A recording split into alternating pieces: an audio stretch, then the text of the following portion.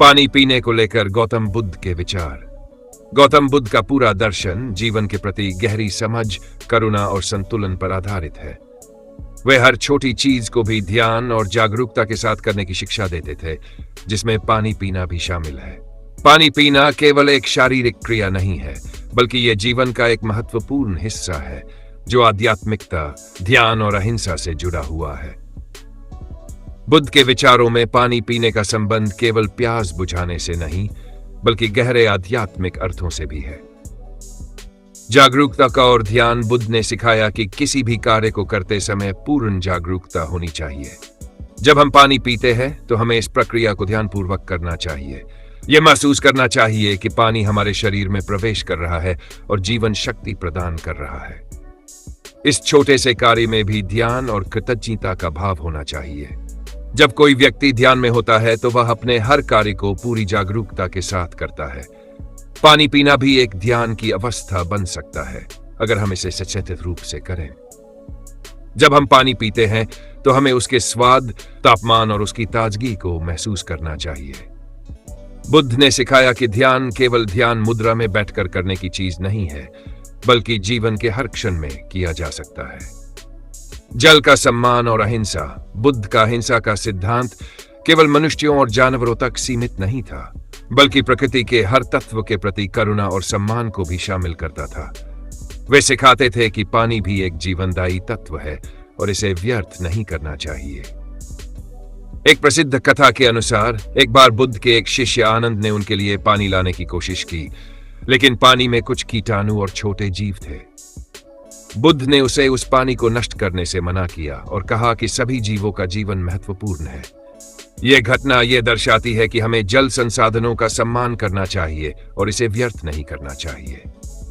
संतुलन और संयम। बुद्ध का मार्ग हमेशा मध्यम मार्ग यानी संतुलन का मार्ग था। वे अतिशयोक्ति से बचने की शिक्षा देते थे, चाहे वह भोजन हो या नींद हो या पानी पीना।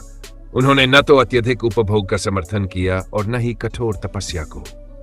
पानी पीने के संदर्भ में यह शिक्षा इस रूप में समझी जा सकती है कि हमें आवश्यकता के अनुसार पानी पीना चाहिए, न अधिक न कम।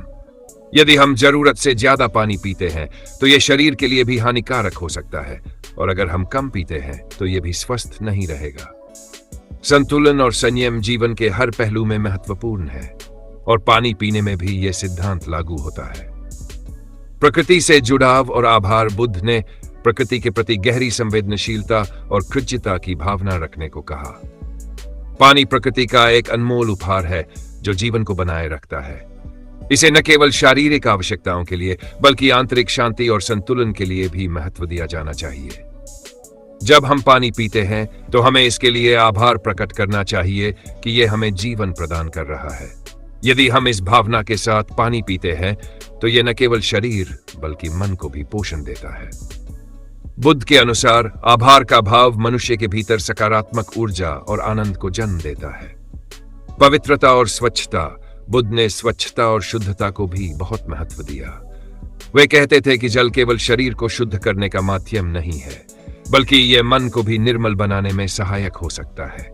स्वच्छ जल पीना, जल स्रोतों को स्वच्छ रखना और जल को दूषित न करना, ये सभी बातें उनके विचारों में शामिल थी।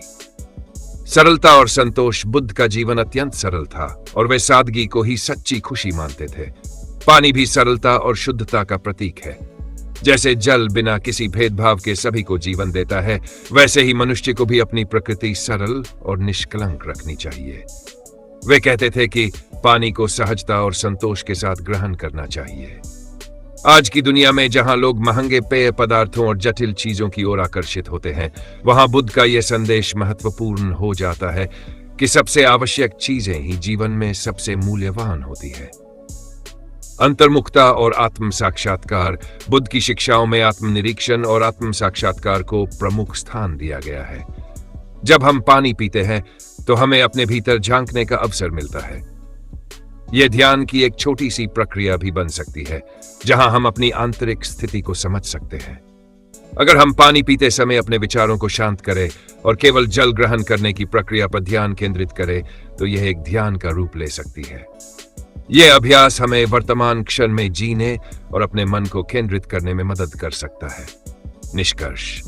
बुद्ध के अनुसार पानी केवल एक भौतिक तत्व नहीं है, बल्कि ये जीवन, शांति, करुणा और संतुलन का प्रतीक है। इसे पीते समय हमें जागरूकता, कृतज्ञता और संयम का पालन करना चाहिए।